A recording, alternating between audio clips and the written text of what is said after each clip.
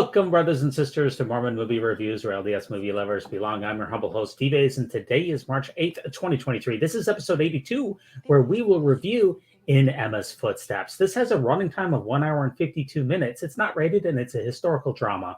This review works best if you've seen this film before, though that is not required, and here's your spoiler alert. Your synopsis. After the martyrdom of Joseph Smith Jr., his wife, Emma Hale Smith, was left with much to shoulder. Salvaging Joseph's estate, the safety of her family, her own grief, and growing isolation as danger and rumors swirled around her. Through the eyes of one of her sons and Lucy Mack Smith, Emma's struggles reveal a courageous woman who stood as a pillar. Now, this film is brought to us by director Brittany Wiscombe, a BYU graduate and founder of Candlelight Media. She's known for Snow Beast, Ostentatious, and Beauty and the Billionaire. She belongs to a small group of LDS women filmmakers. Now, the implicit message of In Emma's Footsteps is that you can't judge Emma Smith Biderman if you haven't walked a mile in her shoes.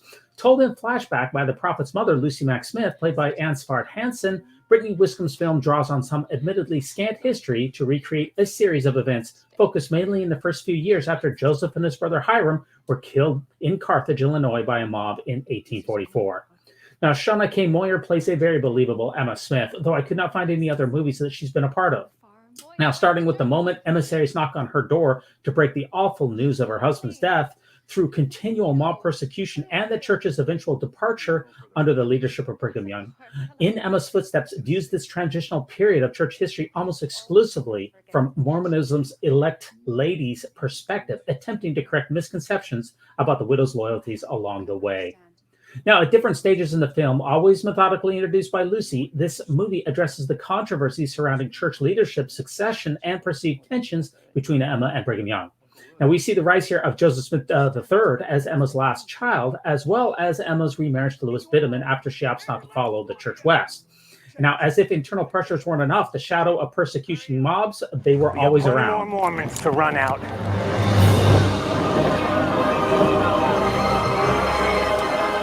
So much violence.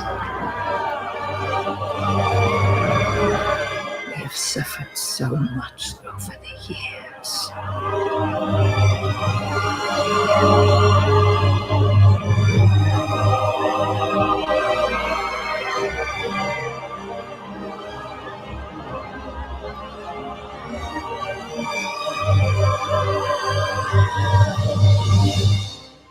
Now, this film was commissioned by the Joseph Smith Jr. and Emma Hale Smith Historical Society, and as such, it's a Brighamite branch effort to tell a decidedly RLDS story, and it really feels like Emma's family's narrative would have been better told by the community of Christ. Now, the Deseret News calls this film an intriguing effort, and Moyer is solid and sympathetic in her portrayal of the prophet's grieving widow, but In Emma's Footsteps is too often undercut by its own execution. Svart's performance as Lucy Mack is strong, which is good since she's basically required to talk the audience through the entire film. Her heavy narration sets up each scene with an excess of exposition, even to the point that she frequently identifies the date of the scene she's introducing. Now, this really wouldn't be an issue if the film could put more of its action on screen, but most of the time, Emma's scenes are little more than conversations that take place in the aftermath of significant events. In Emma's Footsteps references several crucial moments in church history, such as the public debate where Brigham Young officially takes the mantle as the church's next leader, and the dramatic story of pioneers crossing a frozen Mississippi River in February of 1847. But by sticking so strictly to Emma's perspective, the film often feels more like a history lecture or a testimonial than a movie. And instead, we get lengthy scenes that unpack administrative controversies, such as Emma's attempt to take over Joseph's estate. Part of this, and a good part of it, can be attributed to the fact that In Emma's Footsteps is clearly working on a limited budget. The mob, for example, is rarely shown as more than just a couple of folks. And there's also a heavy tendency to tell its story. When Wiscombe's film, it should be, as a feature film, it should be showing it to us. And without a driving focus, too often the final product feels more like a sequence of anecdotal passages than a directive narrative. In Emma's Footsteps is an interesting attempt to address one of LDS Church's history's lingering storylines, but its limitations in means and execution keep it well short of satisfying its potential. Now, this film picks up the baton where Emma Smith My Story left it because the two movies were bankrolled by the same foundation. I reviewed that back on episode 64. Now, let me know your opinion on this movie by sending me an email to mormonmoviereviews@gmail.com. Some final thoughts. Because this is a Brighamite branch-focused film, the serious conflicts between Brigham and Emma are downplayed.